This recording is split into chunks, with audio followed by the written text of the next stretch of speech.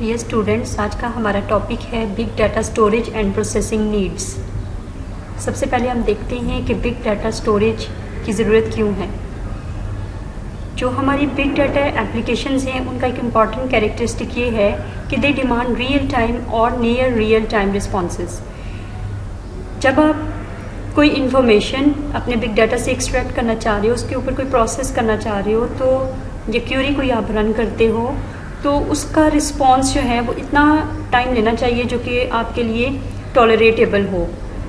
अब अगर सपोज़ आप उसके ऊपर एक क्यूरी रन करते हो जिसका आंसर आपको लेट से 1 मंथ या 1 ईयर के बाद मिलता है, हो सकता है उस टाइम पे आपके पास वो इन्फॉर्मेशन यूज़लेस हो, उस टाइम पे आपके पास उसकी ज़रूरत ना हो, क्योंकि आपको उस टाइम पे वो इन्फॉर्मेशन चाहिए थी जब आपने वो क्यूरी रन की।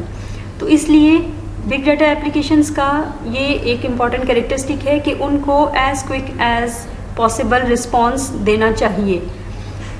फॉर एग्ज़ाम्पल, एक फाइनेंशियल एप्लीकेशन है जिसने डिफरेंट सोर्सेज से डाटा को एक्सट्रैक्ट करना है सो दैट कि वो उस डाटा को, उस इंफॉर्मेशन को ट्रेडर्स को प्रेजेंट कर सके ताकि वो उसके ऊपर सेलिंग और बाइंग डिसीजंस ले सकें। तो इसलिए उनको जब उनको इन्फॉर्मेशन चाहिए तो उनको क्विक रिस्पॉन्स चाहिए। इसका मतलब है कि आपका डाटा जो स्टोरेज होनी चाहिए बिग डाटा की, वो ऐसी होनी चाहिए कि वो आपको इजी और फास्ट एक्सेस आपकी रिक्वायर्ड इन्फॉर्मेशन का दे। डाटा वॉल्यूम्स बहुत ज़्यादा बढ़ता जा रहा है, तो इसलिए आपका जो बिग डाटा इंफ्रास्ट्रक्चर है वो भी डिमांड करता है कि उसके डाटा यानी उसके अंदर जो डाटा स्टोर है उसको हाई प्रोसेसिंग की ज़रूरत होती है। IOPS परफॉर्मेंस यानी कि इनपुट आउटपुट पर सेकेंड ऑपरेशन जो हैं वो क्विक परफॉर्म किए जाएं। अब हम देखते हैं कि बिग डाटा स्टोरेज क्या है, इसको हम कैसे डिफाइन कर सकते हैं। बिग डाटा स्टोरेज बेसिकली ऐसा स्टोरेज इंफ्रास्ट्रक्चर है जिसको स्पेसिफिकली डिज़ाइन किया जाता है ह्यूज अमाउंट ऑफ इंफॉर्मेशन को स्टोर, मैनेज और रिट्रीव करने के लिए। बिग डाटा स्टोरेज बेसिकली उस डाटा को उस फॉर्म में स्टोर करती है और सॉर्ट करती है कि उसको इजीली क्विकली एक्सेस किया जाए, यूज़ किया जाए, प्रोसेस किया जाए।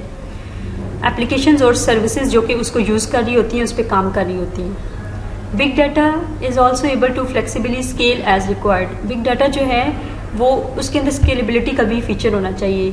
स्केलेबिलिटी का मतलब ये है कि डाटा की जो ग्रोथ बढ़ती जा रही है वो उसको सपोर्ट कर सके। की रिक्वायरमेंट्स बिग डाटा स्टोरेज की क्या है, जिसमें भी अभी हमने बात की स्केलेबिलिटी की, कि आपका जो स्टोरेज सिस्टम है उसके अंदर स्केलेबिलिटी होनी चाहिए। डाटा की जो ग्रोथ बढ़ती जा रही है उसको वो एकोमोडेट कर सके, हैंडल कर सके, उस डाटा को वो सपोर्ट कर सके। हाईली अवेलेबल, इसका मतलब है कि वो आपका डाटा हर टाइम अवेलेबल होना चाहिए। ये नहीं है कि आपके पास किसी यूज़र ने कोई क्यूरी उस डाटा पे लगाई और उसके पास जो है वो डाटा ही अवेलेबल नहीं है आ रहा। तो डाटा जो है सर्वर्स के ऊपर हाईली अवेलेबल होना चाहिए। सिक्योरिटी होनी चाहिए और एक्सेसिबिलिटी होनी चाहिए कि उस डाटा को एक्सेस किया जाए, और क्योंकि वो मल्टीपल सोर्सेज पे स्टोर हो सकता है, तो जब उसको आपका जो स्टोरेज सिस्टम है वो ऐसा होना चाहिए कि यूज़र कोई क्यूरी रन करे तो उसके पास तमाम डाटा जो है वो एक्सेसिबल होना चाहिए सो दैट वो यूज़र की क्यूरी को रिस्पॉन्स कर सके। अगर हम देखें तो हमारे जो ट्रेडिशनल स्टोरेज ऑप्शन को अगर हम बिग डाटा के ऊपर यूज़ करना चाहें, बिग डाटा जो कि अनस्ट्रक्चर्ड भी हो सकता है, सेमी स्ट्रक्चर्ड भी हो सकता है, और इसके अंदर कुछ आप स्ट्रक्चर भी लेके आ सकते हो, वो हम देखते हैं कि आगे आप किस तरह से उसको इंपोर्ट कर सकते हो। नॉर्मली जो ये डाटा होता है वो अनस्ट्रक्चर्ड होता है। तो ये जो बहुत ज़्यादा डाटा जनरेट हो रहा है, बिजनेस डाटा, ह्यूमन इन्फॉर्मेशन है, मशीन का जो डाटा है, इसको अगर हम अपने ट्रेडिशनल स्टोरेज जो कि टेप स्टोरेज है, डिस्क स्टोरेज है, ऑप्टिकल ज्यूक बॉक्स के थ्रू अगर हम देखें कि अगर हम ये वाला ऑप्शन यूज़ करें स्टोर करवाने के लिए, तो ये फेल हो जाते हैं। ये ट्रेडिशनल आपके जो सिस्टम्स हैं वो उनको स्टोर नहीं कर सकते, उनके अंदर कैपेबिलिटी ही नहीं है स्टोरेज की। बिग डाटा स्टोरेज की फिर चॉइसेस कौन कौन सी हैं? ट्रेडिशनल स्टोरेज, NAS है, SAN है, DAS है, स्टोरेज है, ऑब्जेक्ट स्टोरेज है, स्केल आउट NAS है, हाइपर स्केल स्टोरेज है। स्टोरेज इंफ्रास्ट्रक्चर बेसिकली जो है इसके अंदर डिफरेंट सर्वर नोड्स कनेक्ट होते हैं जो कि क्विकली आपके डाटा को प्रोसेस करते हैं और रिट्रीवल में आपको हेल्प करते हैं। और टिपिकल जो बिग डाटा स्टोरेज आर्किटेक्चर है that is made up of redundant and scalable supply of direct attached storage pools. उसके अलावा स्केल आउट या जिनको आप कहते हो clustered network attached storage NAS network attached storage और an infrastructure based on object storage format. तो basically आपके पास 3 स्टोरेज के ऊपर जो है आपका आर्किटेक्चर जो है बनाया जाता है. डैश पूल्स हैं, NAS है और ऑब्जेक्ट स्टोरेज फॉर्मेट है. सबसे पहले हम देखते हैं स्केल आउट NAS का option. It's simple to scale platform for big data. यानी कि बिग डाटा की जो बढ़ता हुआ डाटा है, जो उसकी ग्रोथ हो रही है, उसको ये इजीली सपोर्ट करती है. ये वाली टेक्निक, ये वाली storage. Predictable, the performance and reliability is predictable. Efficient का मतलब ये है कि जितने भी रिसोर्सेज स्टोरेज सिस्टम के अंदर यूज हो रहे हैं उनको ये एफिशिएंटली यूटिलाइज करती है. अवेलेबिलिटी जो इसकी है वो हाई अवेलेबिलिटी सपोर्ट ये प्रोवाइड करती है. इंटरप्राइज प्रूवन, ये जो टेक्नोलॉजी है ये मैच्योर हो चुकी है और इसको टेस्ट किया जा चुका है. It's time tested. पहली ऑप्शन थी जो हम बिग डाटा के लिए यूज़ करते हैं. उसके बाद है ऑब्जेक्ट स्टोरेज का ऑप्शन जो बिग डाटा के लिए यूज़ किया जा सकता है. मैक्सिमम पोर्टेबिलिटी है. It provide set of interfaces including C++ and Java APIs. इसके अलावा कुछ जो है वो वेब एप्लीकेशंस और फाइल गेटवेज के लिए जो फाइल बेस्ड वर्क फ्लोज को सपोर्ट करते हैं. तो मैक्सिमम पोर्टेबिलिटी प्रोवाइड करती है ये storage. Scalable to petabytes and beyond, यानी कि आपका जो डाटा, वही जो पहले हम डिस्कस कर चुके हैं स्केलेबिलिटी का, कि जितना डाटा आपका बढ़ता जाए उसको सपोर्ट करने की कैपेबिलिटी इसके अंदर है. Immutable data provides best option for unstructured immutable data. Lowest cost of ownership के जो ये स्टोरेज है ये आपको कम कीमत पे ऑनरशिप के साथ आपको मिल जाती है.